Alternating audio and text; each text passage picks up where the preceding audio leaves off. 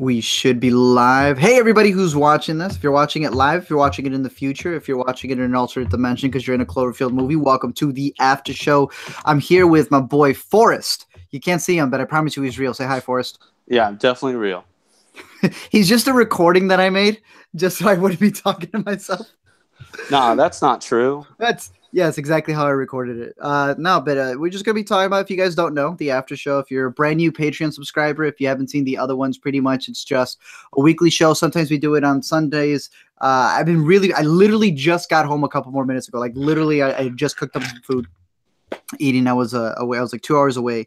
It's a little conference thing, so I just got back. But pretty much we just look back on the week. 4 videos. And last week's live stream, I said I was going to upload a video every single day. I missed Wednesdays for a couple of reasons. One, I was completely exhausted after the first 2. But I did make the other 4 that I say I was going to. The one that I missed was the rap one, because that one was taking a little bit longer for the references that I wanted. Like, I didn't want to just say that I was I didn't want to just say the names of the song. I kind of wanted to show a little bit of the song, a little bit of the sample. But I also got in talks with another YouTuber about kind of collabing with them on that. And I really respect this other YouTuber's thoughts. So that one kind of got a little bit delayed. But I've kind of been testing what are the best upload dates, like what works best with the way that I edit, the amount of time, my movie schedule of when I watch them. And I think I might be doing Monday, Tuesdays, Thursdays, Fridays. So Monday would be a movie video. Tuesday would be a music video, or a video on music. And then Wednesday will be the Sabbath day of rest. And then on Thursday would kind of be like any extra topic and ending explained, whatever is like the next, whatever like random topic. And then Friday, since a lot of people really liked it, I don't know your thoughts on it, Forrest, but the sort of like Twitter conversation, a lot of people kind of dug that. So I was like, all right, I'll make Fridays that day. Yeah, I mean, I especially dug that one because I made the Shrek comment, but besides that. Wait, what was your Shrek comment? That Shrek is about, like, the problems with capitalism. Oh, yeah, you were the final one. Yeah, you're the one I ended it on. Yeah, that's right. Yeah. Which is true. Yeah, I mean. I just figured everyone knew that. When you sat down and watched all 4, it just makes sense. And then the musical just is the concrete that holds it all together. Bro, we were actually having a debate about Shrek this past weekend. Like, literally, full-grown men. We were having a debate. This was after doing the Disney bracket, if you've seen all the brackets out there. Oh, we're doing the Disney bracket. Full-grown men. We were just arguing over Moana versus Toy Story 3 at one point, I think. And eventually, we started talking about Shrek and how Shrek the Third is the worst. Oh, yeah. Like, by far. And someone actually tried arguing for Shrek the Third. And I think we settled on that Shrek the Fourth, or Shrek Forever After, is actually very underrated, mainly because of Do the Roar, and then we just spent the entire weekend just saying Do the Roar. So that was my week. Shrek 4 is honestly my favorite one. Like, I like it better than the original. It's funny. Yeah, it's really good. And for like the whole discussion, the reason why Shrek 3 is the worst one is because you have, like, basically Shrek has come in and he's like raised up all the like proletariats, and then they kick out and send all the villains into the gulags. And then they're like, oh, this sucks. And then they come back, and Shrek has to, like, fight them off again. And it's just like, I don't want to watch a movie about, like, the elites trying to take it back over. Like, get out of here. Like, go back to the gulags, man. Like, I don't want you here. You studied this, boy. Well, I mean, like, it's like 4 political science majors just like, yeah, what else do we have to do to watch all 4 Shrek? Like, but no, Shrek Forever After is the best one. But, I mean, for that bracket though, like, I probably would have taken Moana just because I think Toy Story was going up against something pretty easy. Right? I think it was Toy Story versus Toy Story 2. Yeah, and again, this may be the Twitter video that I make. So maybe if you guys are interested in it, I wanted to do something dealing with the brackets. But yeah, like you were saying, I thought Up, the way they put Up in there, was a little unfair. Yeah, maybe. Who was Up against? Up, I think, was against like Cars 2 or something.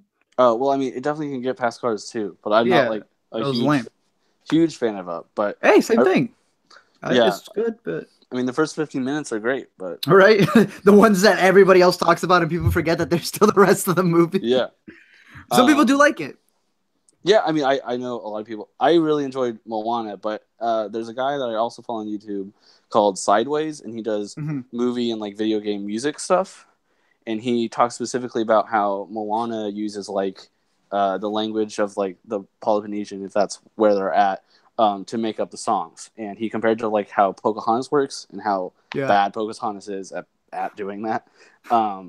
But it's a really interesting video, and it added so much to that movie that I already liked. So Dang. I will link it to me later and I could watch it. I feel like I've heard of Sideways, but I have not seen that video. But I agree with it because well, Moana had Lin-Manuel Miranda. mhm. Freaking just killed it, obviously. Some of the songs did sound just like Hamilton. Like if you've Oh, listened through Hamilton. I haven't really, just because I was planning on taking my girlfriend there for like summer vacation, and so I was gonna buy tickets to the musical, and I was like, okay, I have all the money to go buy the tickets, Uh-huh. and then I went online, and then they were just like $400 more, Right? and I was just like, whatever, man, I'm tired of this musical. Dude, I was able to, I don't even know how I got it. $98 a ticket when Oh, it came to Chicago. yeah, well, I'm surprised that it came to Austin, and I just Hmm. didn't even like get on the ball. But it came during the summer, I think, is the problem. Oh, okay. And I'm like, that's whenever I have to work to pay for school. So I Yeah. never, yeah, like the most like, Take out a mortgage for Hamilton or, pay the tuition that I need to pay. yeah, exactly. So, That's but interesting. no, Moana was like, and it's honestly my girlfriend's like one of her most modern favorites as well. I'm So, gonna hit you with this because I love Moana too. I love Moana, but you picking Moana over Tangled? yeah, really. I like Tangled, dude. Um, Mandy the Moore, I mean, the weird part about Tangled the is horse. the second act. Like, it's so long and just doesn't have a great reason to be there. Like, they're just walking through the woods. You got to run This, into every bad guy in the world while you're walking through the woods. yeah, and Moana or Tangled has the lights song, and now Oh I yeah, see the lights, I, with the lights and the whatever, I mean, it's not a bad movie. and her hair gets cut. It was the Tangled versus Lion King one that I was most upset about. Like, you can't let Tangled beat Lion King, right? I'm gonna say yes, dude. Look, Uh, was Simba invited to the to wedding. Elsa's wedding? If she wasn't, then yeah, that's why Tangled wins. I don't know. Tangled has a spot in my heart. But Moana is a really good movie. I think at the end when it came down to Disney versus Pixar is where we were probably allowed to split because I don't know if I would pick Moana over Pixar's best. Yeah, I would agree with that. Like, Wally is definitely one of my favorite movies for what they're making. So Uh-huh. I wouldn't put Wally under Moana at all. I think we had Wally going up against Monsters Inc. Yeah, and I mean that's really hard. I I'm chose glad it wasn't Monsters Inc. Monster. I mean, Monsters yeah, University? Yeah, no, no, no, no. Like, no, that would have been disrespectful. but I was I was pretty young when Monsters Inc. came out. I would have had to been like 8 or 9, I think. Mhm. And my grandma took me to go see it, and that was the worst decision I think she ever made because me and my Ruin your brother were closet. horrified. We just like couldn't believe it that like someone had made this movie about monsters, and then we proceeded to like go home, and she's just like, go to bed, and we're just like, no, there's like things, like it's There's things. confirmed. You can't just take us to go see that, and then my bed's right next to the closet. Yeah. But yeah, so pretty much I'm thinking of making that the Twitter one. So for Friday, so we'll talk way more about that. Then check out the Twitter page if you haven't, and I'll probably be making the poll about that. Something to do with brackets for a fact. But at this point in time, I will look back at the past 4 videos for the week. Was supposed to be 5, but it's 4. Let's see. I'll read some of the comments too. If you are watching this live, or if you don't know about that, make sure to watch it live as well. If you're watching in the future, Alice says Sideways is great. That's a great video, so I have to check it out. Kai says Moana over Well, Kai is wrong. Oh well, no, actually no, he's right. Disney Channel original movies over Pixar over Disney. So he did redeem him. He did redeem himself. Yeah, let's talk about some of the videos. I did one on the iPhone one. It kind of inspired me because I thought. Did you see Unsane? No, I haven't seen Unsane. I have like the bad opinion of not really liking Soderbergh, and I've gone like, Really? yeah, I mean, Why? he's so clinical. Like, it works well for like Ocean's 11. I just don't know if it's going to work well with this movie. Okay, that's fair. But it's also like not really my type of movie to just do this thing. So I haven't made an effort to go see it. I feel you. Especially with Isle of Dogs and Ready Player One out this week. Bro, I really like Isle of Dogs. Ready Player One I think was good, but Isle of Dogs was like for me. Yeah, I mean, so you would disagree with the idea of shooting with an iPhone then? No, I think like Tangerine is a great idea. I feel like Sonnenberg may not work super well. Just in his that style. format. Gotcha. Yeah, just because it's going to be so clean, and it seems like he's like using a lot of handheld in it. He does. Yeah, and like Lucky Logan wasn't necessarily my favorite either. Mm-hmm. And I think that you're the one that said this. Like it seems to me, or maybe it wasn't you, that the reason why he came back is because he thinks that he can have fun with it again. And Lucky Logan and this seem like he's trying to have fun with it. It just Unsane isn't my type of movie mixed with like what the handheld stuff can do. I'm not necessarily on board. I do want to go see it. I just haven't. Yeah. Oh, I mean, for me, it's if it's shot on an iPhone, I see it less to see it in a theater. You know what I mean? Mm-hmm. Like if it's shot on an iPhone, well, when you shoot on an iPhone, you look it back on your phone, or I give it more of a rent it than anything. But for me, if anything, I found it inspirational because of the fact that there should be no excuse for you to go out and shoot. Now, I know some people took that as me saying, go out and shoot. I mean, go out and shoot with a camera. And I think we're at that point where literally anybody can just, if you wanted to make something, I think the only thing stopping you is yourself for the most part. Yeah, I agree. I don't know. I mean, I think Tangerine's a great example of that, but way better than Unsane. You're right. But also, like, they use crazy lenses on iPhones. Like, you've seen so many videos of them just like having insane lenses. It's like this big, right? Yeah. I agree, because at that point it's sort of like, okay, you're shooting on an iPhone, but for what? Yeah. For what, when you're spending like $2,000? Now, maybe, I can see it to the point where if you are a student filmmaker, it's better for you to save the money on the camera and I guess invest it on the lenses. Mm-hmm. But yeah, for like the Soderbergh part, and I think you would find it funny. I won't spoil who it is, but there's a cameo in the movie, right? Like a very, very big star cameo in the movie in Unsane for just a very short brief period of time. And when you see this guy and you realize it's being shot on an iPhone, you're like, all right, if you can afford this guy, you can afford an iPhone. Like this guy's rate for an hour is what you can get for a real camera. Yeah, just to put it onto film, even. Exactly. But one that I did want to note, because someone, I guess I'm just gonna have to ask you this straight out, and I hope it's not too personal, Forrest, if you don't mind. Yeah, I mean, whatever. Because I know we're live, but I know this people get very iffy for it, and I don't want to like overstep my boundaries. But feel free to not answer it. Whatever. Did you like Batman v Superman? I'll be honest with you, I did not go and watch it. So you haven't seen it? No. Is it because you're just not interested in it, or? No, I mean, this will get more like more hate than if you actually would have picked a side. No, like I don't really have an interest in a lot of Marvels and DC movies just because okay. I feel so much all the time that I'm just like this. Like I don't care if Iron Man and Captain America aren't friends. Like it's really not that big of a deal to me. But like. Crush your dreams. To go and see Black Panther was kind of cool, even though I had no real interest in seeing it other than the fact of like, yeah, like we should like be supporting things like this. Mm-hmm. But that's the reason why I went to go see those movies. But no, I haven't watched a DC movie in the theater since Suicide Squad, and maybe that's the reason. Oh, come on. You got to at least watch another one to get that out of your palate, dude. Cleanse your palate. Yeah, I mean. I don't think it should have been Batman v Superman. Well, anyways, I bring that up just because someone I did mention when Zack Snyder was shooting Justice League, he took a break to make this short called Snow, Steam, Iron, and he shot it on an iPhone. And that one that one looks insane. It's free. You could like literally search up right now Zack Snyder iPhone movie. It takes you straight to the Vimeo. It's free to watch. And this is what I've said, because I know a lot of people don't like Zack Snyder. You don't have to like his style and all that stuff, and that's completely fine. But I don't think the guy makes movies to be bad. You know what I mean?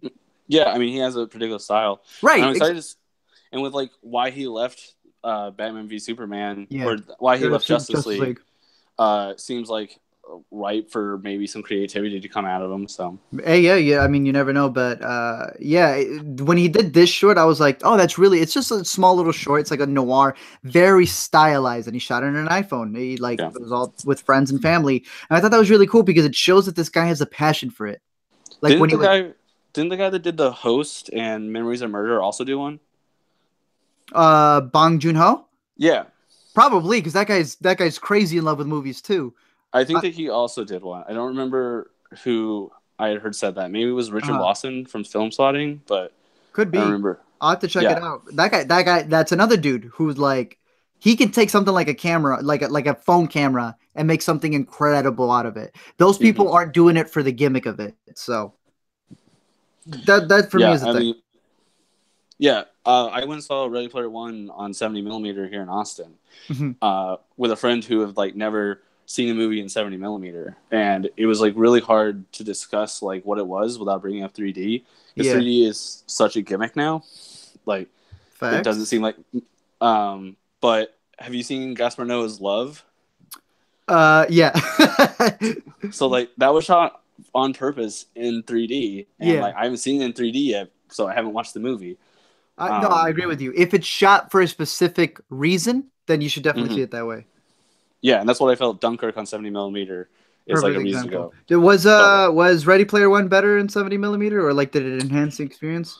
I've only seen it in 70 millimeter, and I only had like two scenes. I was like, that doesn't look great, but Okay. I mean, I saw it I in Dolby, and my girlfriend and I kept noticing how grainy it was. oh really? And I was like, I'm pretty sure Spielberg shot it on film. And then she's like, oh, well, this looks like really grainy. I don't know if hmm that was the case for everyone, but for my theater, it's the Dolby theater, right? So like everything was they're $20 tickets. hmm It was the screening, but that's like the one theater where it should be maximized detail, flawless, the way it was shot. So I mean, that's why I'm curious if you saw it in 70 millimeter, if it looked like that for you. I mean, I think it looked really good. It was like when like the trailers fell down looked weird, and I think it looked Oh weird yeah, because it was like for 3D and the 70 hmm millimeter wasn't in 3D. yeah. And whenever he hands the keys, it looked weird, but I think it's the same exact reason. hmm Um, but yeah, I mean, it looked super clean. I was honestly, I mean, I went into that not thinking I would like it at all, and actually came out very surprised. So So you liked it? yeah, I liked it a lot. Nope, that's good. Yeah, I was like really surprised. Maybe it's just because I didn't read the book Uh huh. and I didn't like. I just knew it was gonna be like a nostalgia fest and Yeah. whatever. I don't have like a great interest in that, but when the second key came up, I was just like, oh my god, they got me. When they enter a Like, world, yeah, I was just like, they oh, they got me got me. too. Like, They there's got only me too. yeah, and I couldn't believe it. It looks I mean, so much like it, right? yeah, like whenever they're on top of the staircase, I was just like, oh, that's like just the thing. Like, That's but the no, nostalgia that hit you. yeah, I mean, and that's the only thing, but that's also not in the book.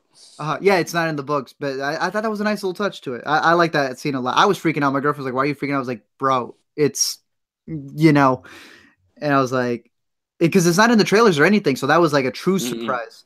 So I thought that was pretty dope. Yeah, and how well, like, my mom was complaining that, of course, the main actor from what we're talking about isn't in it, and so she thought that was really bizarre. But I thought just how quick it all went, and hmm just I like loved whenever they ended up at the very end, and the hmm whole idea that like the character like hadn't seen it. Um, yeah, Yeah, I was hooked from that point. However, that first act was like very hard to sit through, but a little bit, yeah. But overall, I thought it was a good movie. I recommended it. yeah. Well, did you notice how like they're like standing on the stage, right? And Simon Pegg is talking about the Oculus for like the first time, hmm and Holiday like stands up and goes like, "How about we stop talking about it and let's just see it?" Yeah. Narration comes right back after he says that, and I'm like, "Come on, man, you can't do that." I agreed. I said something. I don't want to spoil it for those who haven't seen it, but there were moments where there's just like straight up exposition. And you're like, why? Yeah, Why right? Like people were like explaining things. I'm like, okay, that's fine. But I did like the theme at the yeah, like the and whole it was message just at the like end. no, I completely agree. It was hmm just I felt like someone somewhere like he literally says show don't tell, and then they just keep telling, and They I'm just just keep telling exactly. like like Spielberg didn't read that and go, oh wait, wait a minute. This isn't what people look up to. yeah, it Yeah. was just it was weird. Let's But see. The next video that I made, I think this was the one on Tuesday, was the YouTube scam video. Yeah, I had no clue anything that was going on, so it was cool to learn about like some of that stuff. Yeah, I had talked to some people. I thought I was like, okay, if you have made any videos, you probably know about this. And then some people were like, "What's an MCN?" And I was like, "What?" So I started writing on it specifically because of that story that I said about the rapper who messaged me. Mm-hmm. Now, what I found funny was this I'm gonna read a couple of them. I had someone tell me that I was making the guy look bad. Wait, the guy that was in jail whenever he messaged you, or the guy that messaged you? I'm confused.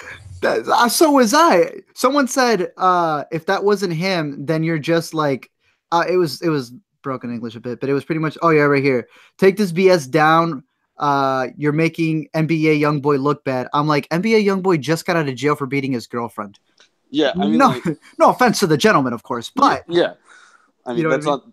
Yeah, I mean, what you're trying to do is like just let people know that there's like, I mean, even I'm sure if the rapper sees it, he's gonna go, "Hey, that's not cool." Hey, that's not exactly. Someone else was saying like, what he says. That's not even the real NBA YoungBoy. I'm like, I know. Thanks for repeating what I mentioned in the video. I'm like, this is actually not just a warning to my viewers.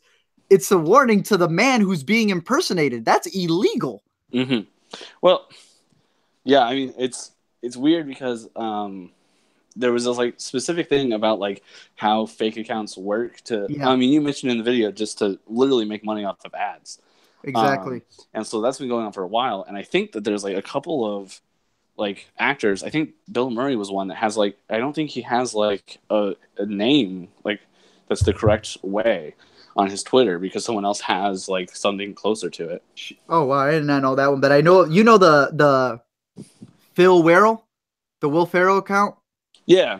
I don't know if it got deleted with all of the other ones, but yeah, that was another one that I know like really blew up because some people just weren't reading it. They thought it was Will Ferrell. Oh. But let's see. Some of my favorite comments from this one in particular for the scam video was Mikey 1X. He said, "Get a life and stop clout chasing, you immigrant." He meant, yeah. Can you guess what he meant? I mean, I assume immigrant, but I can't see how it's spelled. So I mean, immigrant spelled EMERGENT. Oh, this is phonetic for people in the South, you know. Emergent. It's the phonetic spelling of that word. Exactly, probably. I wouldn't know because I'm an immigrant, so I don't know how it goes over here. I mean, but, you're in Chicago, not the south of Texas. Right? I guess I jumped over the border and then went all the way over there. So I can't stay in Austin. I got to go straight up north where they can't find me. I mean, what did Trump say about the caravans? What do you say? Well, he used like the terminology of like he's been on a rampant this week about this stuff. He said like basically like, oh, like people are coming in droves, like in caravans, like it's increased, even though it's actually probably decreased. And immigration has decreased for like several years, but yeah, maybe. He's our president. Everything he says is correct. All right. Let's see. he's like, I can't agree with that. No, I mean like that's totally fine. Like it's all real to him, right? Right. His truth is his truth, I guess. But yeah, pretty much I had just made that video just because I'd got it. I still to this day get emails and I find it funny. People like, hey, we messaged you last week. Just wanted to bump this up. Hey, you haven't gotten back. I think we could really be a fit. Hey. And the thing is like a lot of people get those messages and I feel like no one gets warned that they're taking a huge chunk of money, even if it's small. That's why I did the math on it because it's like, that's a big deal. And a lot of people will sign it away. And let's say you do make it big.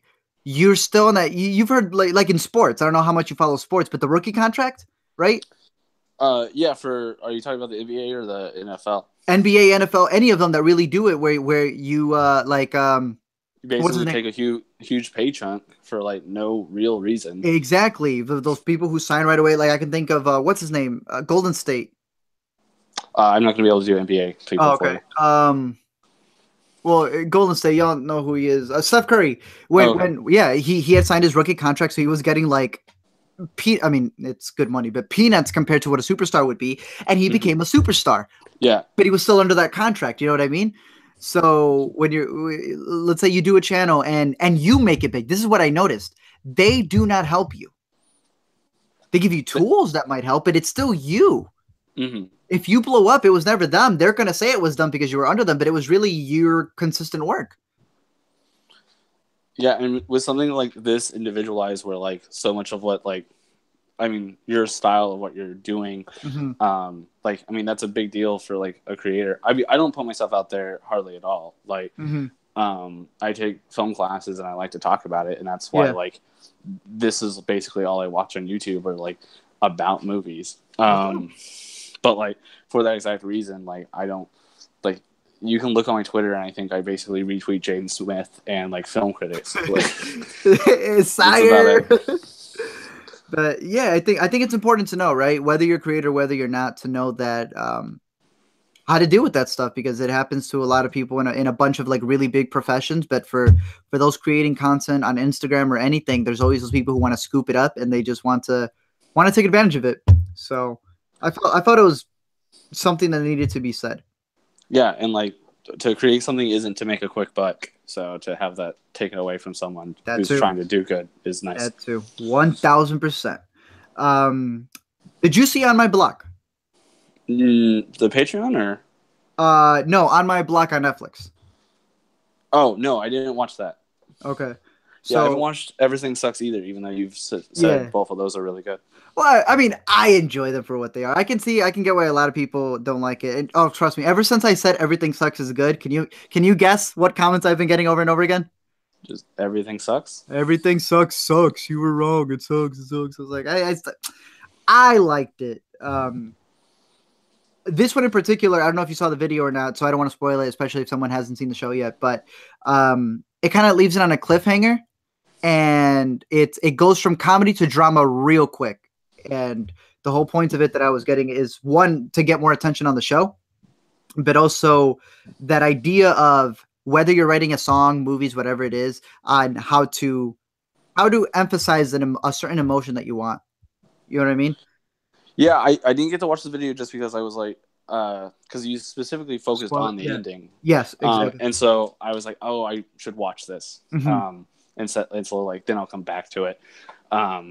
But so much of like what I've been doing is movies, and it's hard to like pick up TV shows now and then. Bro, I agree. 1,000%. That's why I love movies, because it's like I can sit down and do it for a TV show. Sometimes I don't know how much of it is going to be filler, how much of it I need to pay attention to. And both of these, Everything Sucks and this, they're like those CW feel-good shows. But they have a moment within it that I think is worthy of being talked about. You know what I mean? Yeah, I mean, especially if it's being like Everything Sucks was being compared to like Freaks and Geeks, which was underappreciated for its time. So the fact that like to get people to talk about it now, so that like it'll actually be made into more content, is always good. And that was exactly. I wanted to make sure that at least it got the attention, because one, I like the cliffhanger. I needed to know what was going to happen next. But yeah, even if you watch the show, maybe you'll just be like, yeah, this is okay. I think the ending, the way they escalate to the ending, is the interesting part. Because did you ever see the movie Remember Me? Is that like the Nicholas Sparks thing, or no? No, it's the one with Robert Pattinson and Claire from Lost, if you know her. No, I don't think I watched that one. Oh, okay. Then I can't use it as an example. La La Land. Okay, so you know how La La Land ends, like the whole thing's a musical, you think it's a love story, and then it ends the complete opposite? Yeah. Like that, right? You think that the whole point, oh, you're in La La Land, not realizing that La La Land is a term for literally daydreaming, right? You feel like the whole movie's going to be this feel-good musical until that ending. And that ending hits harder because of it. Yeah, I mean, I recently was listening to a podcast where a guy was talking about La La Land, and he was talking about how bipolar it does really seem. And I was like, I kind of agree with this dude. I don't really like, but no, I mean, it's nice to like feel as if you have a handle on show, and then for it to like, especially in a cliffhanger, say, like, and you're like, oh, now like I thought that this was just going to be this one thing that I wanted to do, but and then all of a sudden it goes another way. Yeah. I don't know if you've seen BoJack Horseman.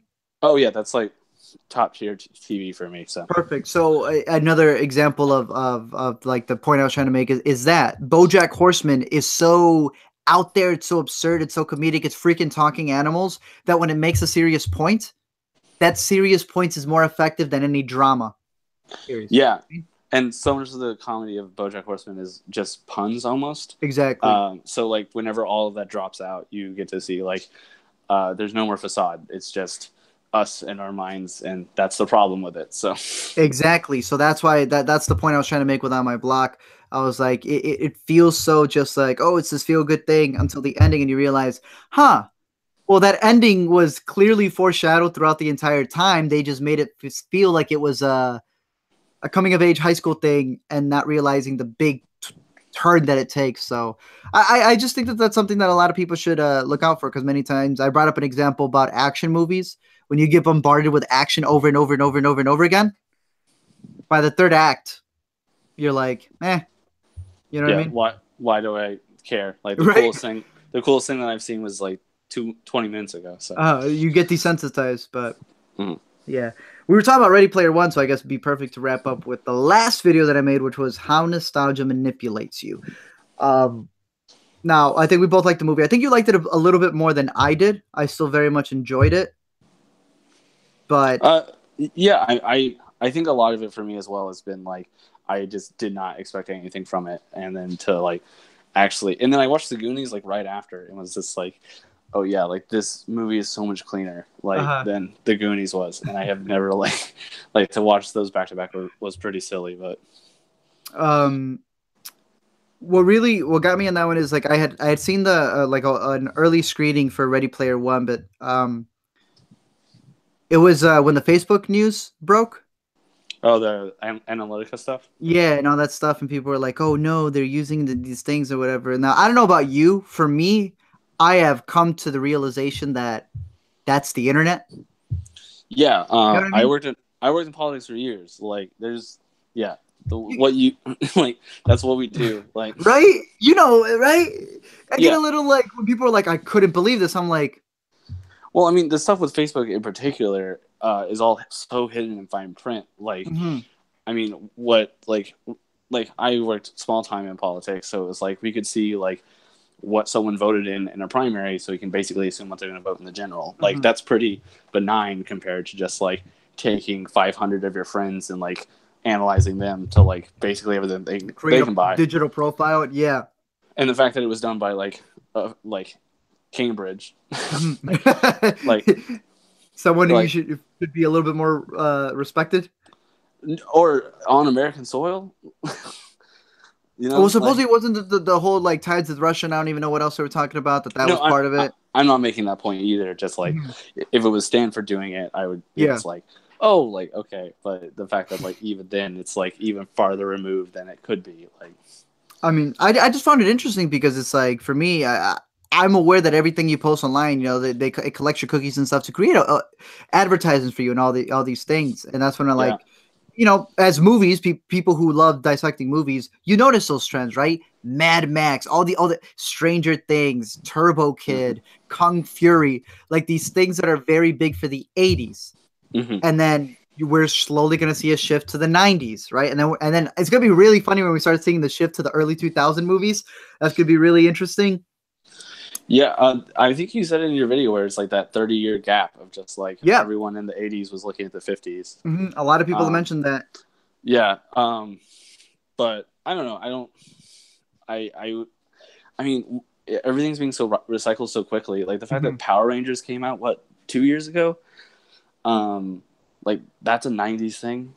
Superhero movies. You make a great point. We've had like it was what is it, a 4-year gap between Batmans?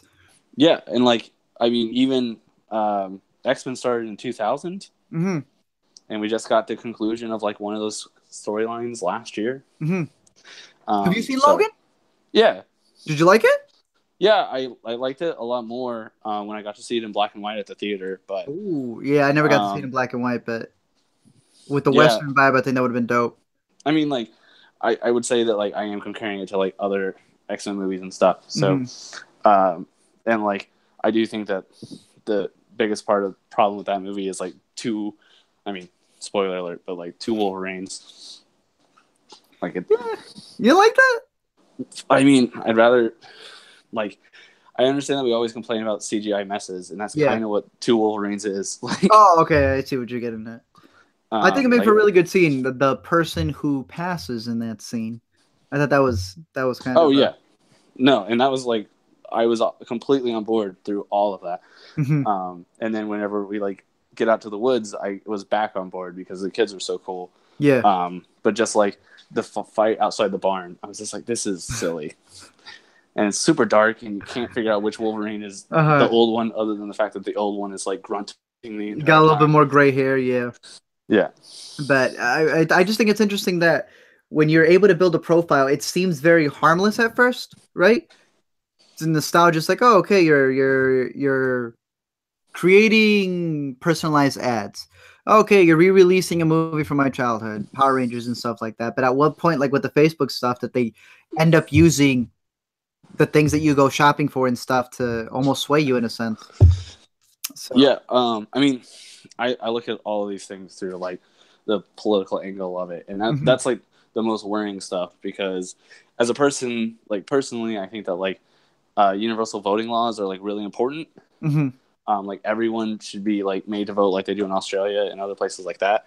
And so if I'm going to promote those things, what I want is like an educated public, but that's not necessarily what we always get. That's a good point. That's a good point right there. And so like if Cambridge Analytica is just going to come in and just is like, hey, like look at this stuff that you like it's crazy how you could like vote for this thing, and it's like it's a Tide ad, and I'm just like, what?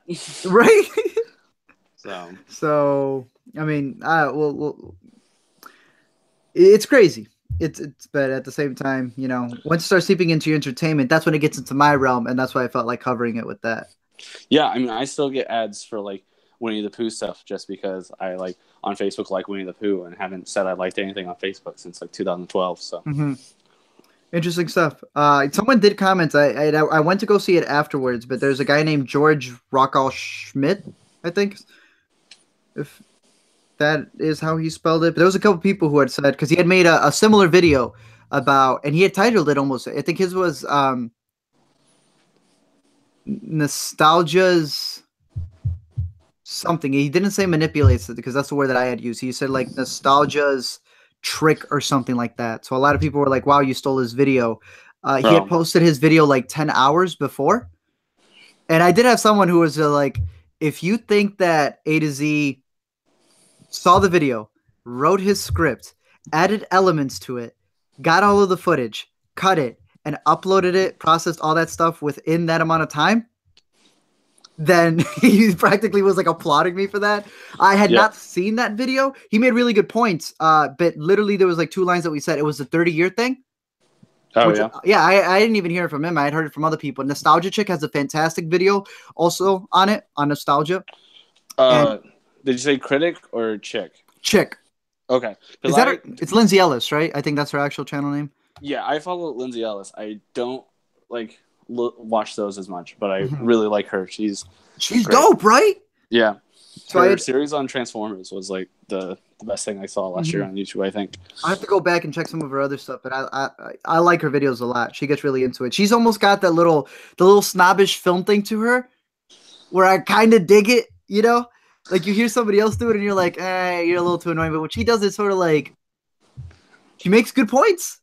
Yeah, I mean, she'll get grumpy at me for this, but my girlfriend doesn't like it when I watch it out loud, because she's like, because so many girls in my 8th grade class were just like that. And I'm just like, yeah, I mean, a bit. Like she is talking about Beauty and the Beast, and just like, it's about bestiality. And it's like, okay, hold on. Like, but no, I like her a lot. Yeah, she made a good video on that as well. So pretty much the connection between the 2 videos was just that about nostalgia. I obviously then went to the whole realm of like the manipulation with the Facebook and stuff. So I hadn't seen his video. Some people, I guess, didn't see the difference of it, but I do recommend watching his video. So if you haven't seen the man's video, George, let me find this thing again, if this guy spelled it right. George Rockall Schmitz. He made a video on it, and it's actually pretty good. So I'll check that out as well.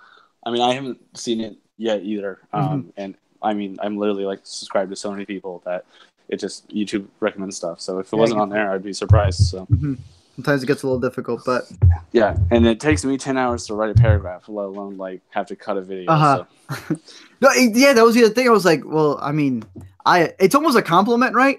Like when people was like, "You're plagiarizing," I was like, if I can plagiarize that fast, then I don't know if you're insulting me or if you're thanking me for my editing skills. But I mean, I'm glad other people see it the same way. So yeah, I mean, like again, 10 hours is not enough time to like, especially like if you're gonna like sit yourself in a dark room and not look at anything. right, yeah, and plus, like I said, it's like by the 3-minute mark, I go in a completely. Somebody called me out. They're like, "This video started about Ready Player One, and then it said, don't trust anybody. I'm just out to get you." And I'm like, I started to like, man, did I sound that crazy in the video? I mean, I certainly don't think so. But again, I'm the guy saying that Shrek is about the whole political thing. But, hey, I think it's worth getting out there. However, let me talk about some of the stuff that I got this upcoming week. You let me know your thoughts on it, right? Now, I told you before when we were talking about tomorrow's video. It was supposed to be released today, but I was away, so I was not able to film it. But tomorrow's video is going to be God's Not Dead is so confusing. So, for those of you who saw my thoughts, I had a tweet right as soon as I got out of the movie. I said, "Yo, God's Not Dead 3's ending ain't that bad." Well, it's not God's Not Dead 3. It's God's Not Dead. A light in darkness. He already knows. Oh man, dude. So my girlfriend found that clip and she sent it to me, and then she's like, "LOL, what?" And I'm watching this, and I'm like, So that's why I'm making this other video, right? Because I do feel he said that for a reason. Yeah, I mean, you get what I mean? Is that the director? Because it looked like the actor. I was confused. He is the owner of PureFlix. Okay, but is he also the actor? And he's also the actor. Yes. Okay, well, he's the pastor. Yeah. It's like Robert Redford. You know, Robert Redford produces his stuff, and he's the Christian Robert Redford. But yeah, no. So like, it sounds super corny and dumb, right? It's not God's Not Dead 3. Yes, it is. It's the same character, same storyline, and is literally a third installment. But I get what he's saying because, like I was telling you, like I've been saying, they kind of go meta. They kind of realize that, hey, the first 2 movies were just this persecution complex. What if us Christians stop saying that we're the victims and start actually helping other people? And there's some legitimately good scenes. You know what I mean? Like what I've been saying is I don't think it should matter if you're Christian or not Christian. You should still judge the movie as a movie. Mm-hmm. But especially with it being a Christian film, Christians don't need to know that God's not dead. They already believe in him. You know what I mean? I mean, they need constant reassurance, you know? That's a whole nother issue right there. You know what I mean? If you need constant reassurance, I don't agree with that. Hey, the Bible says if your faith is steadfast, it should be steadfast, right? I mean, the priest always said always come on like Sundays, you know? Yeah, just in case. Yeah. But no, I've always felt that if the purpose of a Christian is to make disciples of all nations, you shouldn't be insulting them. And God's Not Dead does it a little bit different. It surprises you. And that's what the video that I'm going to do about tomorrow is, because they finally realize that, hey, you know what? Maybe we shouldn't yell at people who aren't Christians and force them to read their Bible. Let's find a middle ground where we're not yelling at each other and killing each other. Yeah, I mean, right? I'm not going to necessarily go out and watch it still, but... Oh, yeah, dude, definitely not. But that's what I'm here for, right? You don't got to watch the movie. I'll just cover the good points of it. Yeah, if it comes on Netflix, I'll check it out. But you're not going to like it. Forrest, you're not going to like it. Just don't. But still, it makes some good points. Another one. Forrest, since you're in politics, you know this word. Cultural appropriation. Oh, are you going to talk about Isle of Dogs right now? It's a little bit about Isle of Dogs. I am putting that in there a bit. We could talk about Isle of Dogs. I was going to do it on rap. It was going to be on rap mainly. So I was going to have it be like, I like crossing between music and movies within a video. So since I have an LME video on Isle of Dogs, I was going to cover it more in there. Because I don't really have much to say about it. I mean, we'll discuss it right now a little bit. Because did you see it? Yeah, I saw it like last Thursday or something.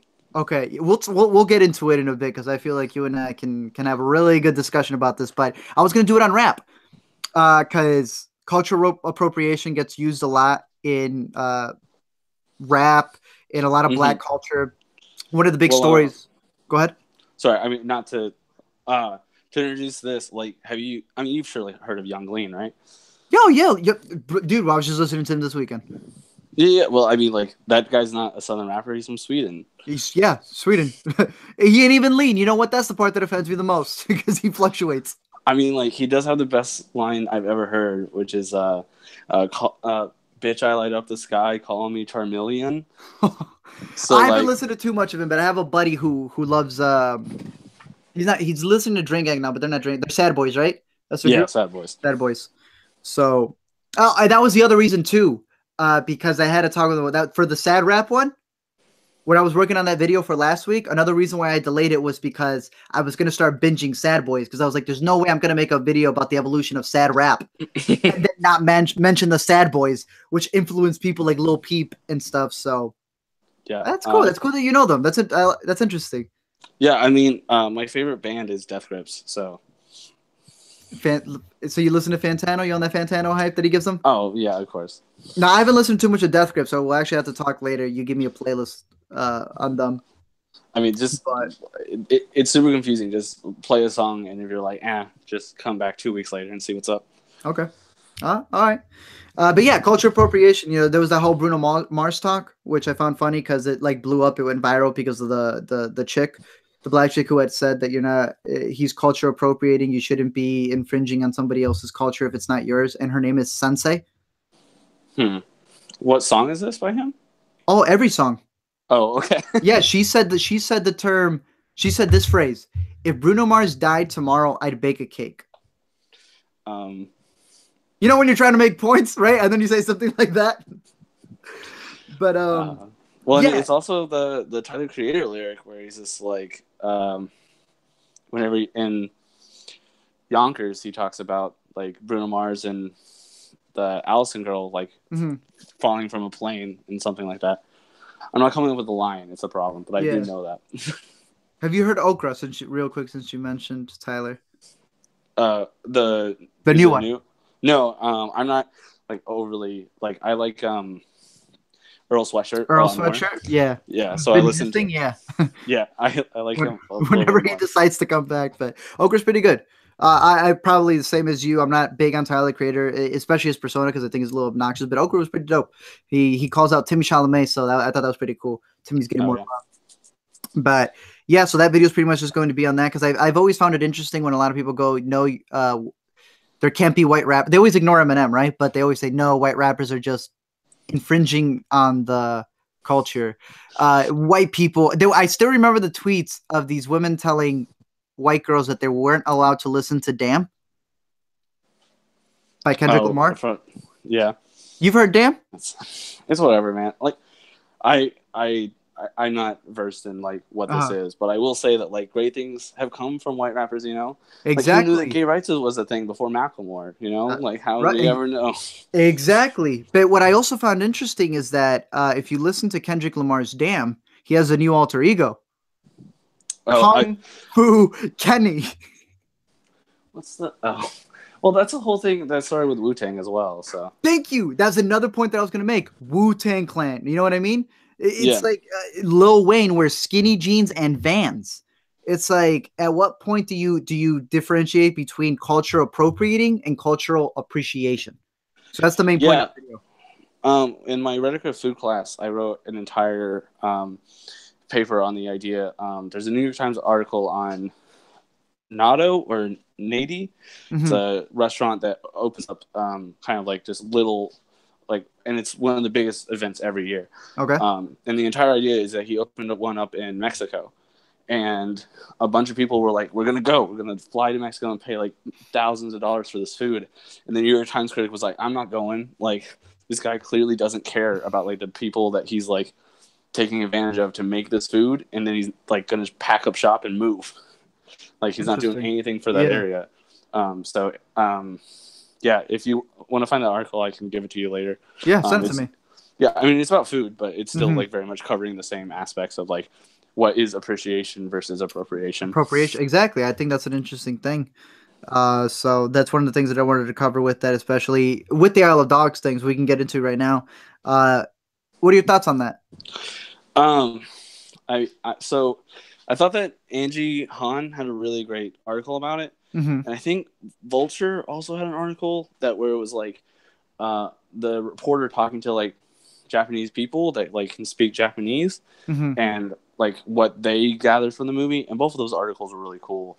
I personally don't like. I was thinking about this today of like, what if Isle of Dogs wasn't set in Japan? Like, where would we set it? Yeah. Just as like the thought experiment. And the best example for me was to set it in Israel and then to put the dogs in Palestine. Oh, bro, now you asking for more trouble, man. No, I mean, it's the thought experiment itself is like what changes Yeah, in like the what? storyline Well, just by doing that. I think the whole style of storytelling because it was very much rooted in Japanese aesthetics. Yeah, and again, one of the podcasts I was listening to was very much like, yeah, like the aesthetic is all okay, and like the Mm-hmm. whole reason why it's set in Japan has to do with like Japanese internments in 1940s. Yes. So it's kind of like the dogs are the Americans that like got kicked out, and so we should, as the American audience, relate to them, Mm-hmm. and like go, oh, that's what we did. So it doesn't feel very nice when it happens to us, right? Yeah. I don't know how strong that is. Like, you can make it more explicit. I think if you were to like move it to like Israel and Palestine, you have some problems with like bionuclear war and stuff like that. But it was just an interesting thought experiment to like, let's move the dogs somewhere else and see what Mm-hmm. happens. And it can cause a lot bigger problems in some place like Israel. But if you put it in Sweden, nothing happens. Mm-hmm. Young Lean kicks out the dogs. Yeah, like it's just it has to do about like what our audience is asking for, Yeah. which is so much to ask out of a movie who is going to be watched by everyone. So, That's true. So did you like it or no?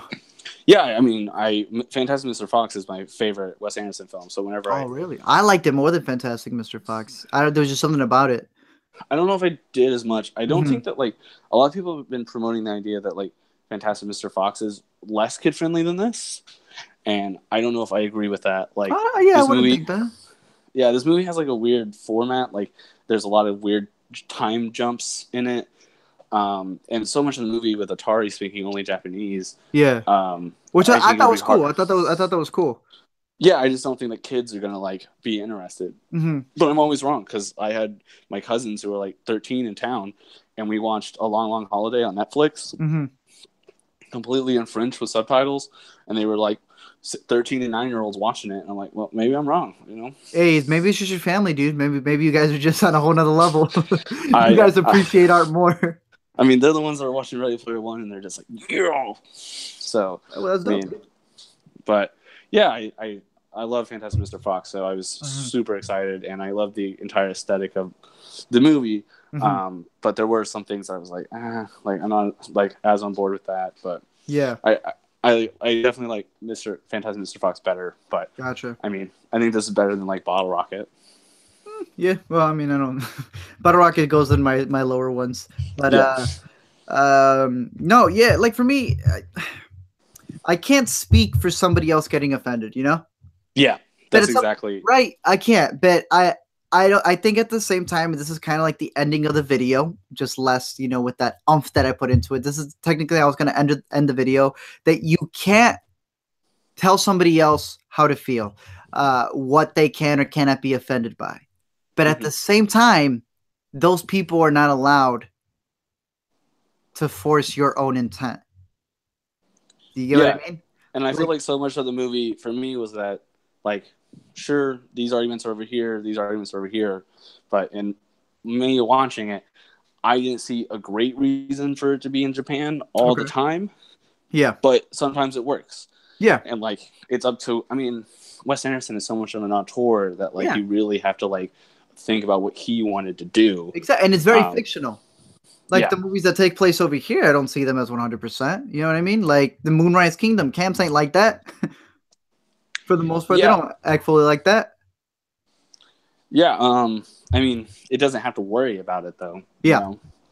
Like so much of what, like, not to say that like this to degrade it, but like so much of what a cultural appropriation is the idea of like the oppressors taking from the oppressed, like the fetishism of what it is. That is true. So like, what was I watching? Don't say it. Please don't say it. Wet Hot American Summer. Oh, okay. I thought you were gonna say another movie. No, what did you think I was gonna say? A lot of people have been complaining about The Outsider with Jared Leto. No, I haven't even watched that yet. Oh, okay.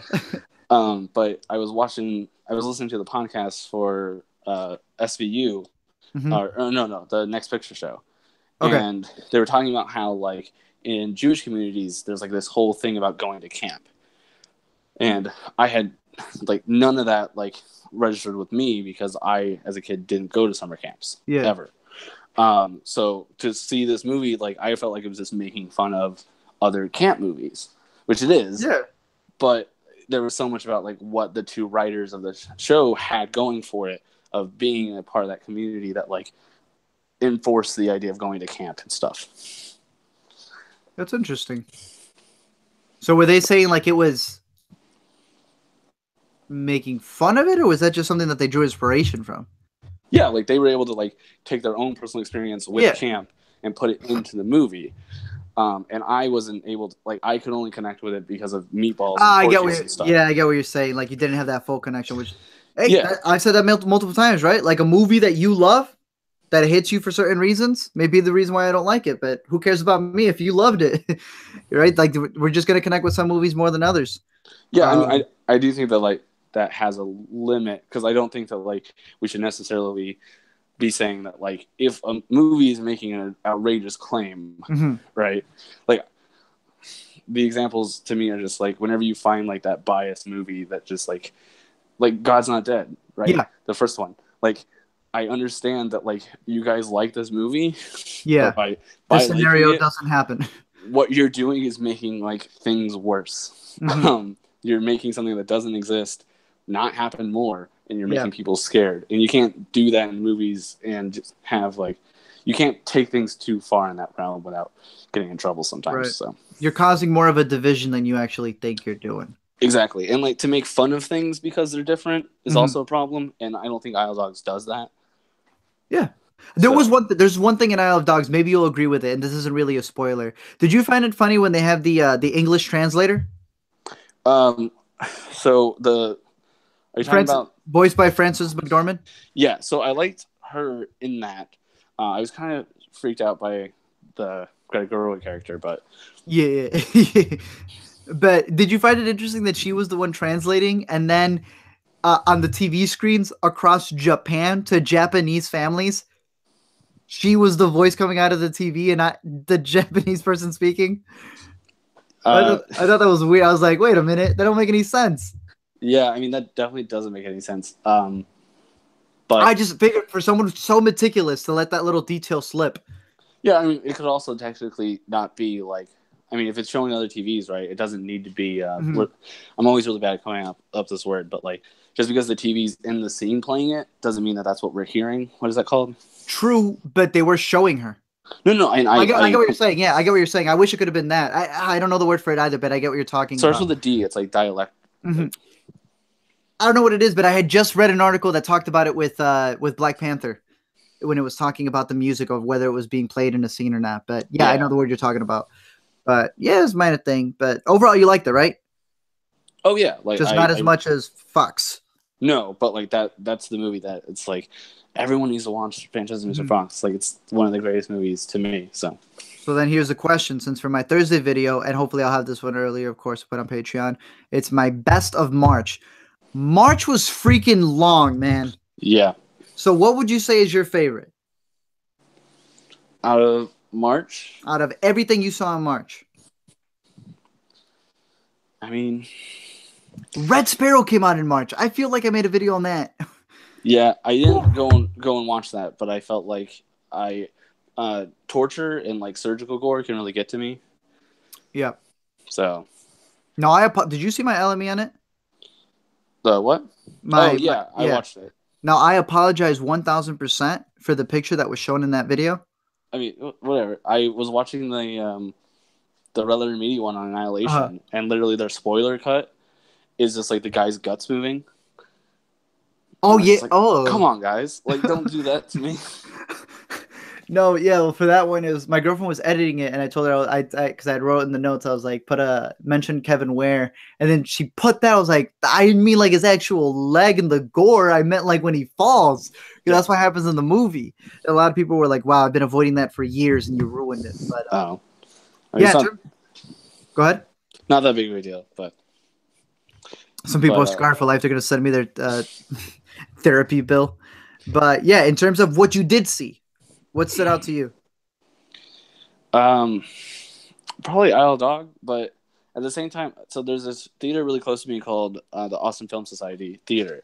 Yeah, because you And know they play, Austin's dope when it comes to movies. yeah, and they play a bunch of like older stuff as well. Mm-hmm. So like in my head, I'm trying to think of like the things that I've seen, and sometimes it's like I went and saw a Phantom Thread like last. Oh wait, that didn't come out this month. That's Hey, no, it doesn't matter. If you want to talk about Phantom Thread, we can talk about Phantom Thread because you know I love that movie. Yeah, I got out. This is the only anecdote I have about it. I got out of the movie, and this like 80-year-old couple was in front of me, and they said, "Oh, you could have trimmed like 40 minutes out of that," and I was just like, "No, you cannot." You grabbed that man, dropped this kid. You said, "Sir, don't you speak ill about this movie." It's like you could have had 40 minutes to that movie. It's so beautiful, like. But Nah, yo, Phantom Thread is a special one.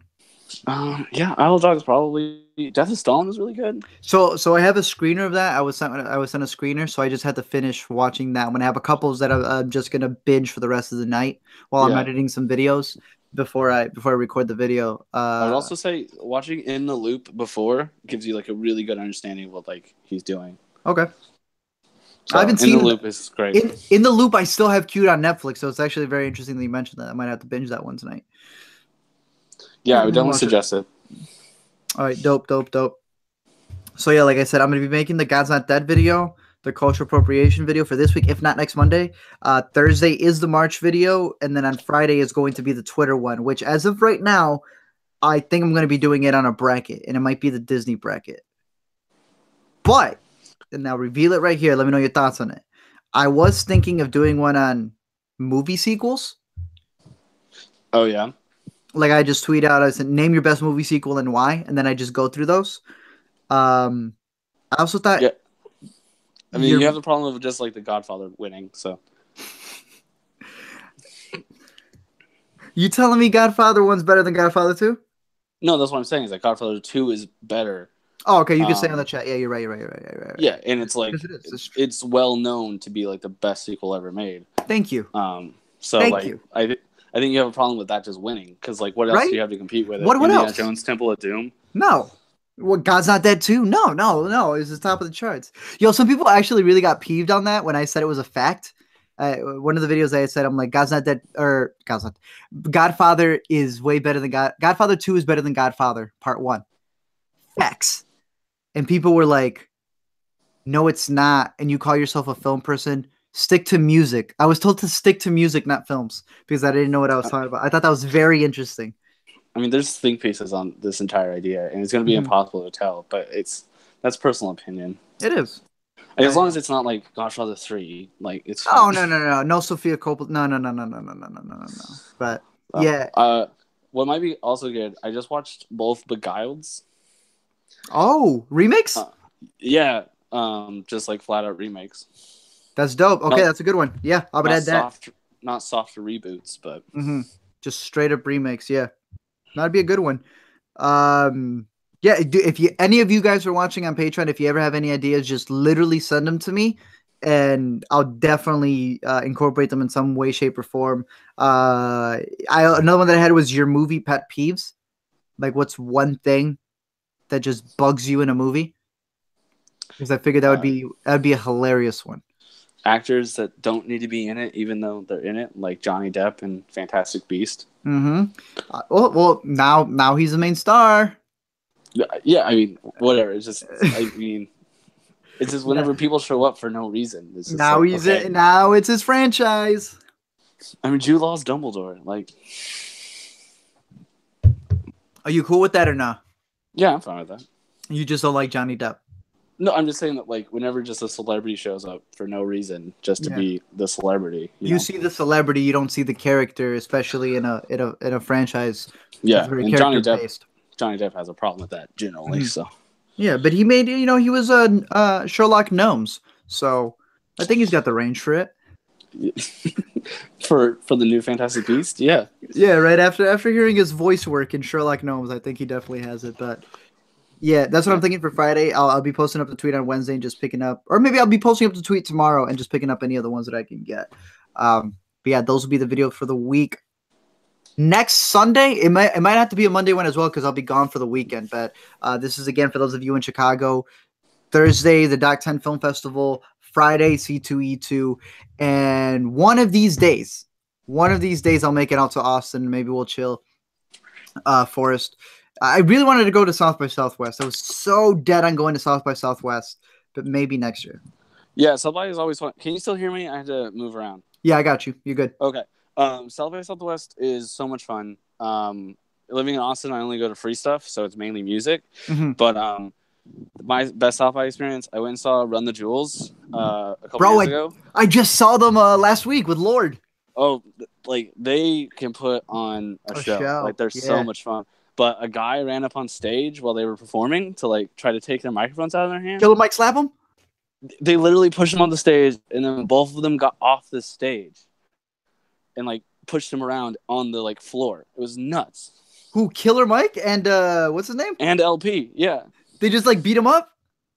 Yeah, like you can after South by, I think it was 2013 or 2014, Killer Mike left that show, flew to Atlanta to like get his like shoulder worked on by the doctor, and then had to come back like the next day to perform their like complete show at South by.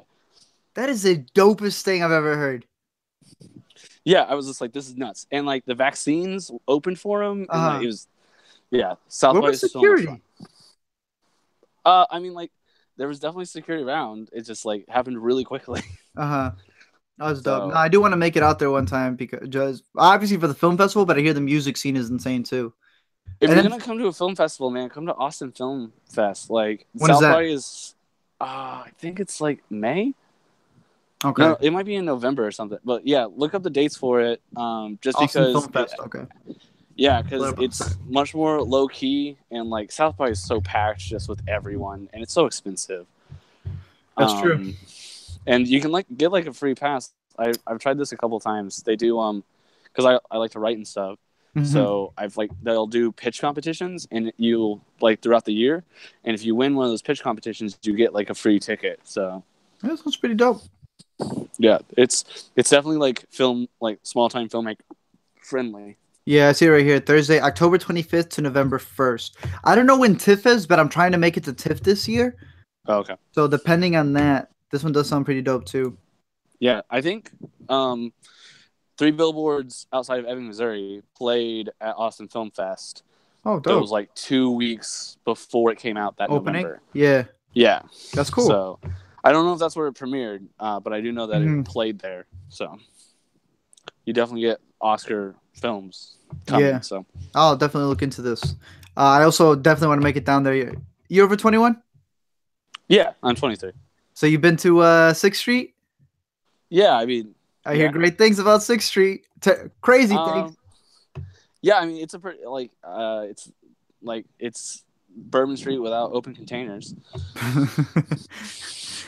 Yeah, so that's definitely one of the things that I want to go down there for. But one of these days. I mean, if you're into beer as well, there's Jester King, which is like the 3rd best brewery in the nation, like outside of town. All right, let's go. Sounds dope. Yeah, I have some guys coming up from Houston maybe to watch 2001: Space Odyssey when it comes into town. So that's what we're gonna go do. That's cool. All right, well, I'll remember that. So until tomorrow, when I'll be making the video, and until next week, for those of you guys on Patreon, don't forget, if you have your ideas, like right here, Alice says in the chat, one of the video ideas, movies you'll defend till the end of time, even though they're trash. That's a pretty good idea, because I know some people have some crazy ones. Like I've been saying, A Walk to Remember, I did not know it was pooped on by critics. Oh, yeah? I had no idea. American History X is one of those that Wait, what? American History X has bad ratings? No. It's just like I feel like every time I mention that movie, someone's just like, "Really, you like that?" That's dope. It's a dope movie. Yeah, it's just I don't know. That's just one of those movies that I never get anyone on board with. Apparently. Gotcha. Well, I'm on board with you, Forrest. But yeah, any other ideas that you guys got, just message me on Patreon. Let me know there. And then next Monday at the same time, we'll be doing another one of these. We'll be talking more about the videos of the week, as well as what's coming up, as well as some of your questions. So until next time, thank you guys for watching. If you were on the chat, if you are watching in the future, commenting, whatever it is, and if you were here with me with Forrest, join me next week, and I'll see you guys later.